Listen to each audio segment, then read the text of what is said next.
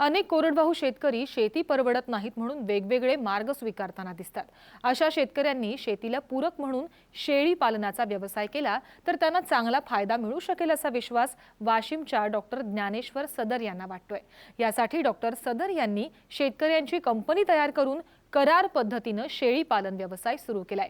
गेल्या 1 ते 2 वर्षात त्यांनी जवळपास 25 लाख रुपयांची गुंतवणूक यात केली आहे, तर यंदा त्यांना पहिल्याच वर्षी 15 लाखांचा नफा हाती मिळणार आहे। आज आपण डॉक्टर सदर यांच्या शेळी पालनाची यशोगाथा जाणून घेण्यासाठी वाशिम जिल्ह्यात जाणार आहोत। ज्ञानेश्वर सदार हे व्यवसायानं माणसांचे डॉक्टर आहेत। वैद्यकीय व्यवसाय करताना त्यांना शेतीची आवड स्वस्थ बसू देत नव्हती। शेती आणि शेतकरी नेहमीच अडचणीत का याच्या काही कारणांचा त्यांनी अभ्यास केला। शेतीला पशुपालनाची जोड देणं त्यांना गरजेचं वाटलं।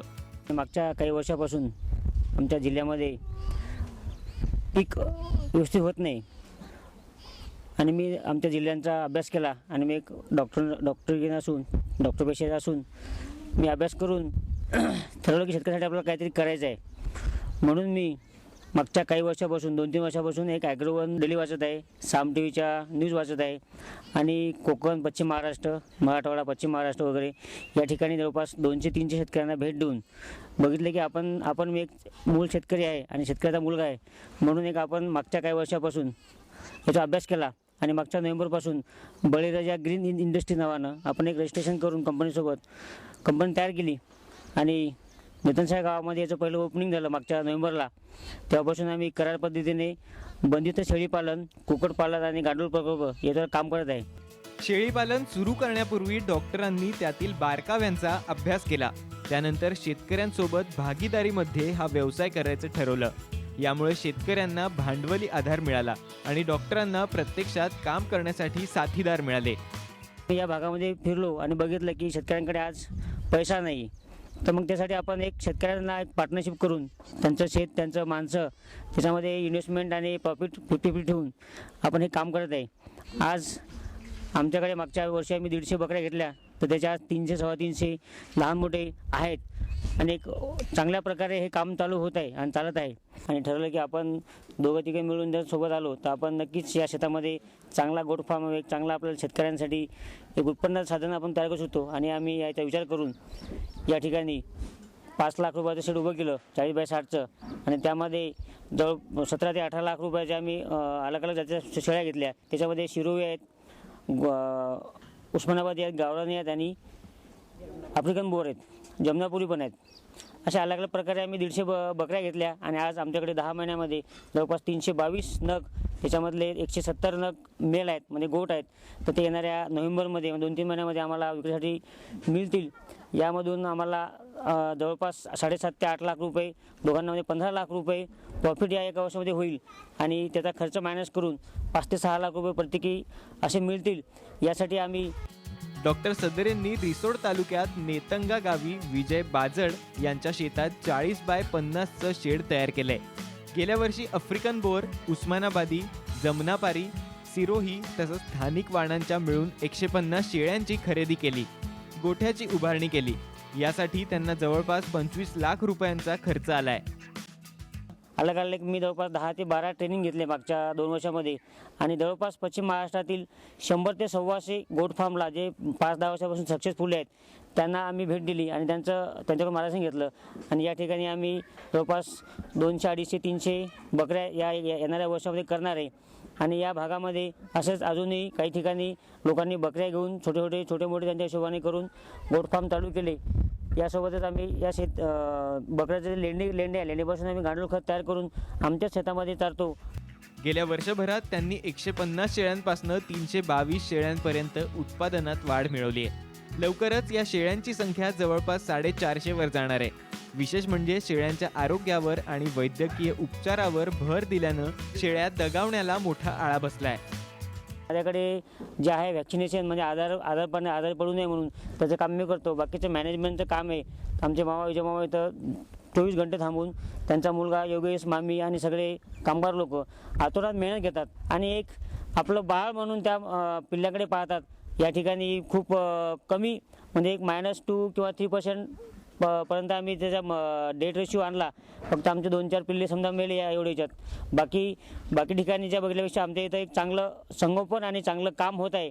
तर मला आनंद आहे की असंच आजूबाजूच्या परिसरातील आजूबाजू लोकांनी असं आपल्या जेवढे आपल्या पैशाच्या हिशोबाने करता येईल तेवढं करावं.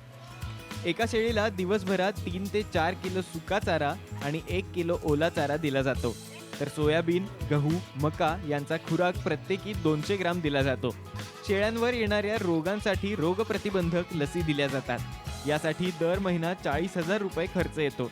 चाऱ्याचं उत्पादन घरगुती घेतल्यामुळं त्यांचा मोठा खर्च वाचतोय. हा व्यवसाय भागीदारीमध्ये असल्यानं शेतकरी कुटुंबाला चांगला फायदा होतोय. दोघांच्या सल्ल्याने आम्ही ठरवलं की गोट फार्म तयार करायचा. आपल्याकडे 10 एकर शेती आहे, पाणी आहे भरपूर. वजे मग आम्ही त्या कामाची सुरुवात केली. गोट फार्म चालू केला. 150 शेळी सुरुवातीला आणली. 150 शेळीचे 150 बकरीचे 300 बकरे तयार झाले. त्यातून 12 महिन्यांना 450 बकरे तयार होतील. पार्टनरशिपमध्ये 7.5 लाख रुपये आम्हाला उरतील. आतापर्यंत शेळी पालन सुरू करण्यासाठी त्यांना 25 लाख रुपये खर्च आलाय. यापैकी 60% डॉक्टर सदार आणि 40% विजय बाजड यांनी खर्च केलाय. त्यानुसार यंदा दोघांना मिळून 15 लाख रुपयांचं उत्पन्न हाती आलंय. आम्ही या भागामध्ये 1.5 एकर ओला चारा आणला. जवळपास CO4 गवत आम्ही कोइंबतूरून बोलवलं. बाकीचे कड्याळू, सुटसोडण गवत अशा अलग अलग प्रकारचे चारा, पवना गवत आम्ही या ठिकाणी लावला. आणि एक वेळ आम्ही या बकऱ्यांना हिरवत आणत होतो दुपारी, आणि सकाळ आणि संध्याकाळी त्यांना कोरडत आणत होतो. 3 टाईम पाणी देतो. यासोबतच पावसाळ्यामध्ये आम्ही त्यांना मका मिश्रण करून मका, गहू, तांदूळ आणि बाकीचे खनिज असं एक रेशिओ करून आम्ही त्यांना पर बकऱ्याला 200 ग्राम असं देतो. आणि त्याचं वजन वाढते. आणि आफ्रिकन बोर सगळ्यात चांगली आहे, त्याचं वाढ खूप चांगला होते. म्हणून आम्ही आता हळूहळू आफ्रिकन बोर वाढवणार. आमच्याकडे शिरोई पण आहेत, उस्मानाबादी पण आहेत. पण उस्मानाबादी ही जी जात आहे या आपल्या भागामध्ये चांगली विदर्भामध्ये चांगलं काम करते.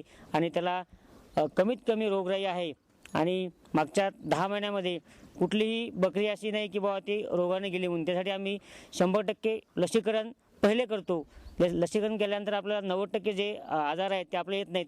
10% ताप सर्दी हे कॉमन आहे. बाजड कुटुंबाचा शेतीला जोडधंदा सुरू झालाय.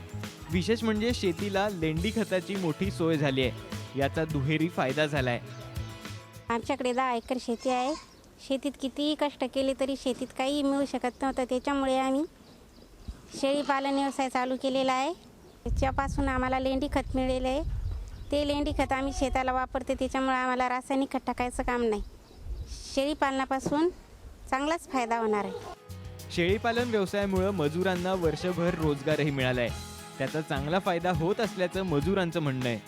इथं दुष्काळ असल्यामुळे इथं कामाला आलो शेळीपालनमध्ये. जसं इथं रोज मंजुरी चांगली मिळती, व्यवस्था करतो आम्ही या शेळीची. जसं सांभाळतो आम्ही लेकरासारखे ते पिल्ल्याला जीव लावतो बा.